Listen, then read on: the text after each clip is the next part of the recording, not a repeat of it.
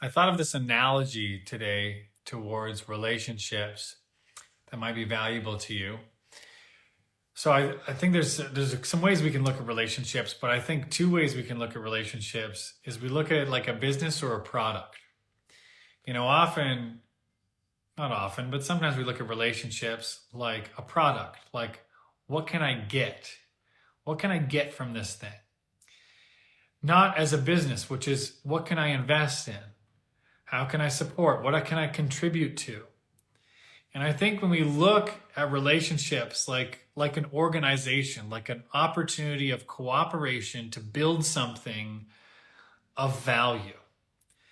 And something I notice about my relationship with my wife, we've been together for almost 5 years now, um, is the couple that we are today is so different from the couple that we were when we first met.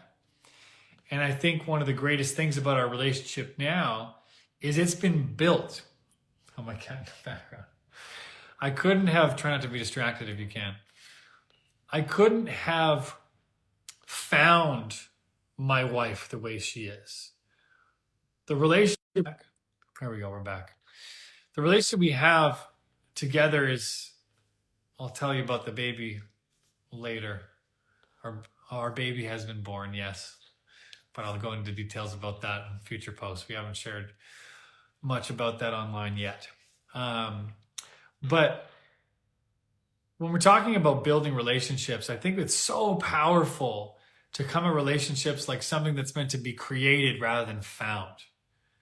And I think for so often, many of us, we're looking for some perfect product, for something that's like in a box and like, okay, I'm going to date to find the right person.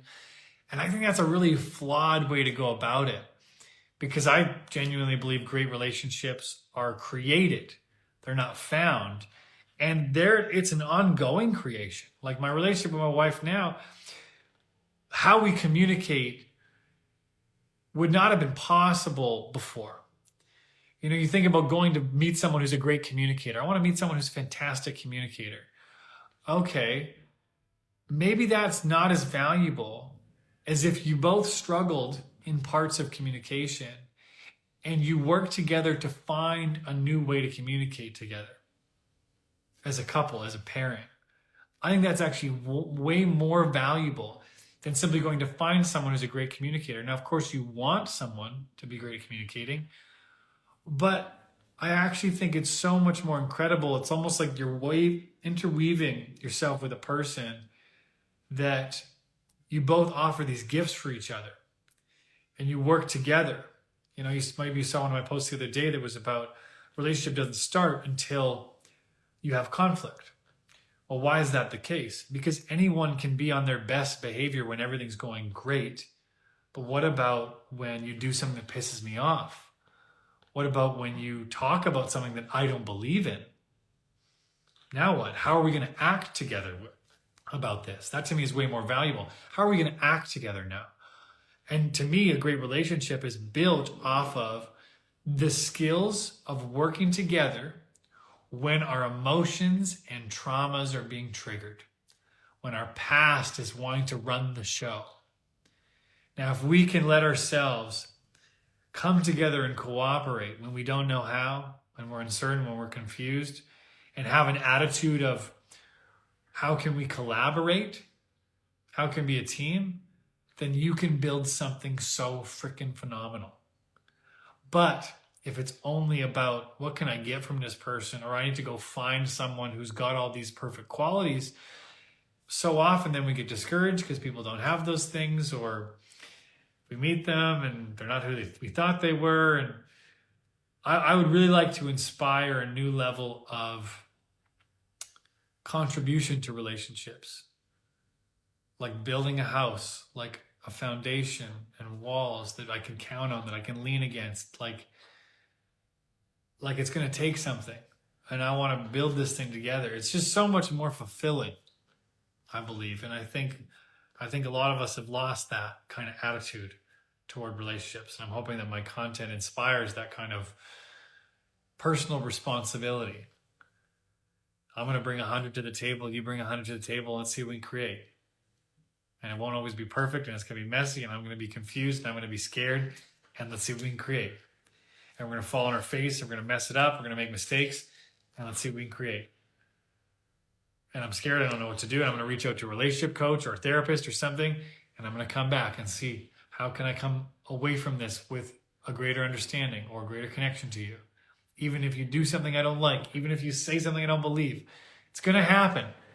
If you're in a relationship right now and it's going swimmingly, this person's going to disappoint you. That's life. I don't believe any of this is about finding someone who's not going to disappoint us or upset us. It's about how we're going to be in the face of disappointment, how we're going to be in the face of confusion, challenge, disagreement. Disagreement is a beautiful thing that I think many of us run from. I mean, talk about cancel culture these days. Someone says something you disagree with and they're a bad person. No, they just think something differently about a particular topic. Doesn't make them a bad person. So there's my rant for you today. I'll stay on for another 5 minutes or so and just answer any questions anybody has about anything. So if anybody has questions about relationships, fire away. But I'll just check the comments. What's your questions? What questions have you got? Hello from Argentina. Starting a new program in September, by the way, the first week of September. That the time frame is specifically for people in the European time frames. I know it's not Argentina, but there's a lot of people in Europe that are like, when are you going to have a program based in that time zone? That's going to be in September. The one in North America is going to be in August, so Argentina is aligned with that. Let's see here. I'm scrolling away, guys. So what should we look for to invest in a relationship? I might change that question a little bit. So one of the great things that I think we all can do is write out the qualities or the kind of relationship that we want. This is one of the first things people do in my program.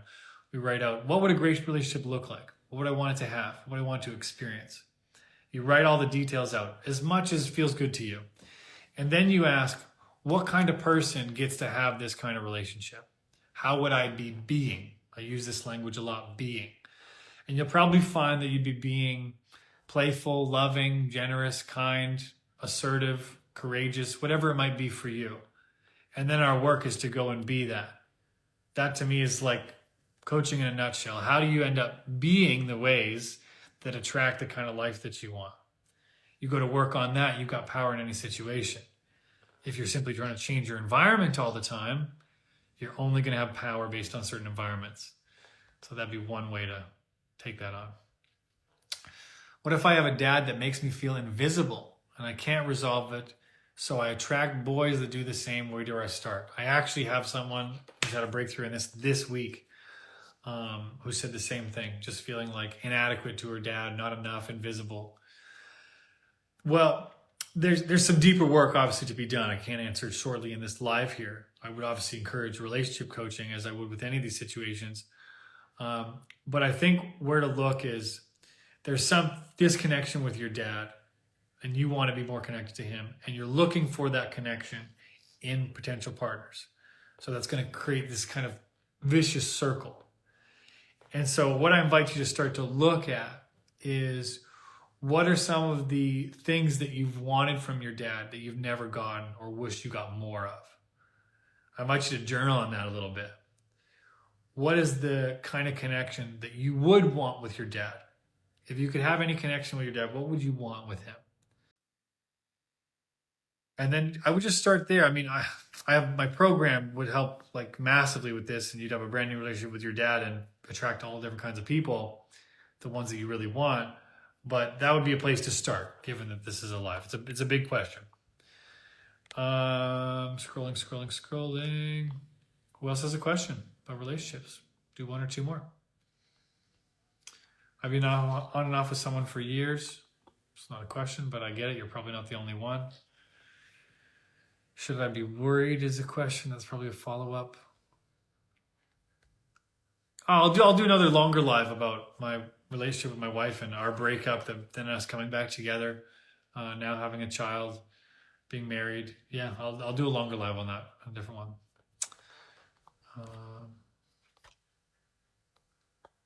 Sent 1 question to the question box. Awesome. Thanks for letting me know.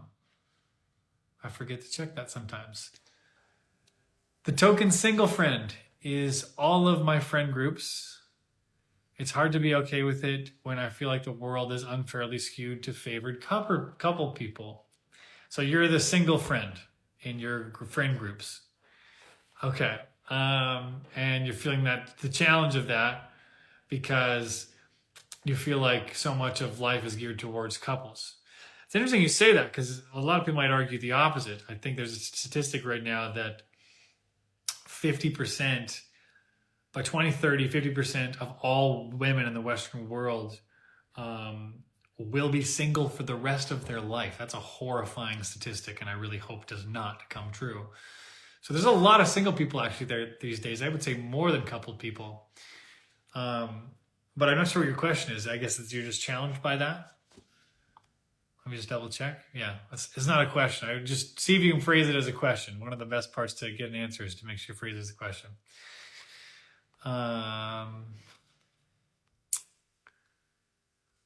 Hi, Simon. When can you say it's enough to let go when a DA, I'm assuming dissociated attached partner, refuses to acknowledge how we feel or reciprocate bare minimum affection? Yeah, so one of the best things that I talk about in my coaching around this is we get what we put up with. And so if you're tolerating or expecting a partner to see you, it sounds like this is a breakup, they should know how I feel, and they're not giving you that, then you're just giving away so much of your power. One of the best things that we can accept, me and my wife accept this, is she's not going to understand all the details that it takes for me to do my profession. Why? Because she doesn't do my profession. And just like I won't know everything it takes for you to be you and the challenges you have, only you'll know that. Then if you're expecting me to really get what it's like to be you, that's a losing battle. I'm never going to fully get it. And so one of the things is to let people off the hook from having to truly know and get what it's like to be you or how it feels to be you. The other thing is if a partner or someone is refusing to acknowledge you how you feel, you want to start to look at what you're participating in about that. So if you're people who say, I'm getting the bare minimum, okay, well, there's something you're saying yes to that you actually want to say no to. And so the real coaching for you here is to build the courage to say no to what you know you want to say no to, but you're just scared of. So I think there's some way for you here, and Brian, I think was the person who asked this, there's some way for you to stand for yourself that currently you're looking for your partner or someone to stand for you. There's something you're letting go of yourself there. And so your job is to stand for yourself in the way that you're waiting for them to. That would be my invitation. What if he's got many green flags and is emotionally available, but you're not physically attracted? Like not at all? Not at all physically attracted? I mean, I really believe that it's important to be attracted to each other. Sometimes that attraction doesn't necessarily be physical. I can be attracted to your personality. I can be attracted to your attitude. I can be attracted to your energy. So my uncle, he's the person who inspired me to relationship coaching. He was a psychologist. He wrote a book on leadership. He taught master's classes on innovation and personality, all kinds of things. And he taught me this thing called the love triangle. And it's not 3 people who love each other. It is 3 things that he believes are necessary for a long-term loving relationship. And he says it is, you need to have head, heart, groin. What's head, heart, groin, Uncle? Uncle Bus is his name. He said head. You need to have an intellectual stimulation with each other. You need to be intellectually attracted to each other. Talk about things like religion and politics and values and the environment, and you need to have a mental connection with them. Okay, heart. What's heart? Well, heart is those butterflies you get, that feeling of sensation and excitement about them, the emotion. Okay, what about groin? Well, obviously groin is physical attraction. If you have all 3 of those, you got a great shot. It doesn't guarantee you a long-term relationship, but you got a great shot that something's going to last. Something's going to stick around. So I think that physical attraction is important. And if you really want to be with this person, then I'm not against saying to that person, what could they do that might make them more physically attractive? I think that's valuable. One of the things my wife has helped me be more attractive in is, I would say, my cleanliness and how I dress. She's helped me pick out clothes that are more suited to me, that make her more attracted to me. This is a contribution. Imagining a relationship won't take me away from actually seeing the person. Sorry, it's not a clear question. You got to be a little more clear with the questions. I'm 34, still searching for a partner. Okay. Time to bring a whole new level of intentionality to this. I would encourage that you sign up for a discovery call with my team. Find out if relationship coaching is a fit for you. One of the best ways to test it out. That's a lot of people I work with. I would say is like 30s to 40s of people who are like, I want to get intentional about my relationships. I want to draw in my life partner. Maybe I want to start a family. I'm ready to figure out what's missing that's going to make a difference. So if that's you, highly encourage you to apply for a discovery call with my team. How do you react to someone blaming you for all the wrong in their life and making you feel guilty for picking yourself up? That's a great question. How do you react to someone blaming you for all the wrong in their life and making you feel guilty for not picking yourself up? Yeah, I mean, that can be so frustrating, right? Someone saying that my life is this way because of you. It's like, what do you want me to do about it? Your life is your life. It can be just exhausting trying to defend that. And so there, to me, bakes in the answer to your question. Is my invitation for you is to stop trying to defend what they're blaming you for. So if someone was saying to me, like, I did this to them, I would actually look, did I actually do that to them? Like, you don't do that to people. It's not like someone has their life because of you. I believe we're all sovereign individuals and we have our life because of us. If you're an adult, your life is because of you. If you're a kid, you can still blame it on your parents. But after that, your life's because of you. And so if your friend or partner is blaming you for what's going on in their life, your job's to stop tolerating that. You know, me and my wife have had some intense conversations about we've blamed each other. And when we both have said, you don't get to put that on me. And one of the things I think a lot of us aren't trained in is being able to speak lovingly straight to each other. What that means to me is being able to be clear and treat people big as if they can handle what you have to say. And one of the marks of a great friendship or a great love to me is that I can say to you, you don't get to say that to me. You don't get to put that on me. I love you and I care about you, but that's not on me. And part of contributing to each other is you don't tolerate when people are acting small around you. And so if someone's blaming you for their life, that is small. No one gets to blame me for their life. I won't, because you're a big person. Your life is your life. Your life is not because of me. So I think that's the first step, to not tolerate them blaming you. That's one of the things. And making you feel guilty for picking yourself up. Well, I get what you mean, you know, that you're wondering, should I feel bad for the growth that's happening in my life? One of the best things we can do to make a difference with others is live a great life. My favorite quote in the world, your playing small does not serve others. There is nothing enlightened about shrinking down so that other people don't feel insecure around you. We are all meant to shine as children do. It's not just in some of us, it's in everyone. As we continue to let our own light shine, we unconsciously give permission for others to do the same. As we are liberated by our own fear, our presence automatically liberates others. So pick yourself up. Be proud of it. And if someone's blaming you for it or judging you for it, so be it. Everyone's going to have their judgments. But don't for a second let yourself feel guilty for success, for growth, for you triumphing over something. It is absolutely necessary, and I believe the key to helping others be inspired to do the same. So thank you for that fantastic question. Okay, I'm ranting for a while here. Let me do one more quick one. What do we do with the burnout of only meeting immature men? My age range is very broad and has little to do with actual age. I don't understand that last part. What do we do with the burnout of only meeting immature men? So you're just like tired of meeting immature men? You're like burnt out from it? This might be the best thing ever that happens to you. You're tired of immature men. So you're going to be able to spot immaturity really quickly, therefore say no to it sooner. I would do two things. I would start to write about what life would be like with a mature man, whatever that looks like for you. Describe those qualities, describe what they're like. Add in a bit of compassion and start to say no to any immaturity that's going on around you. And part of that might be looking at ways that you're being immature.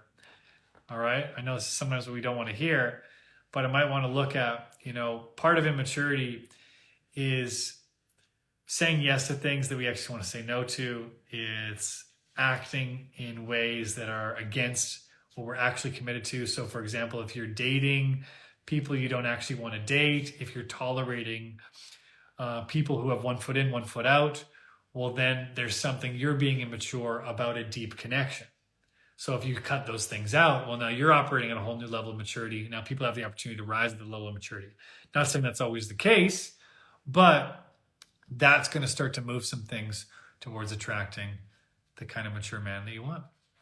All right, you guys, another long live, always longer than I intend because it's just so fun. Terry's on here. Thank you for the shout out, Terry. She says, Simon is the best. I've done his program. My life changed. He helped me unlock the greatness in me and life has been very fun. Terry, you're such a beautiful example of someone who just said she wanted to meet an amazing person and have a great relationship. You didn't believe it was possible in the program and you actually did it. And now you're in this beautiful relationship. So thank you for being an example of this work. You guys are amazing. Thank you for joining this live. I hope you enjoy the replay if you want to check back. And I'll be coming on here more and more often. Feel free to reach out in the DMs, make content requests, whatever you want. Send me love, guys. Bye.